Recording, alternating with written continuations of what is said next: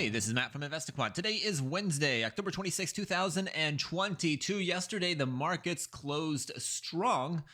We opened near the lows of the session and pushed higher the entire session and then got a little bit of selling after the close on some earnings reactions, but we closed above the upper Bollinger Band, and that's what we'll be looking at this morning. So I've selected all four instruments. Our setup's based upon entering long at 9:30 a.m. Eastern Time, exiting at 4:15 p.m. Eastern Time.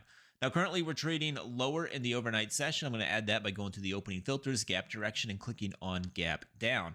The next thing I'm going to do is go to the indicators library. And from here, I'm going to go to the active today. And I'm going to click this top option, day after close above upper Bollinger Band. Now, normally, I would also add another moving average or two in here to put us in a similar market environment. But honestly, we don't have a whole lot of samples for this pattern below a 200-day simple moving average. So I'm just not going to add that this time. We'll just look at the overall sample size. All right, let me go ahead and click View Results. All right, here we go. These are the results based upon entering the market long at 9:30 a.m. Eastern Time, exiting at 4:15 p.m. Eastern Time when you are gapping down when the prior day closed above its upper Bollinger Band. Historically, we have 127 samples here in the S&P. We've got 143 in the NASDAQ, 126 in the Dow, 131 in the Russell.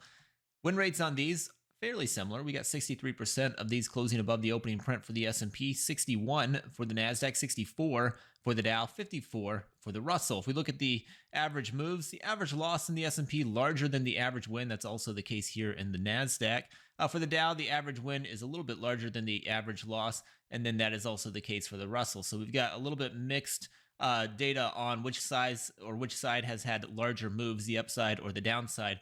But all of them have win rates that are at least a little bit favored here historically. And again, like I said, we didn't have enough data to really dig into this below a 200-day simple moving average. I think the S&P had somewhere around 10 samples, so there's really just not a whole lot to look at there.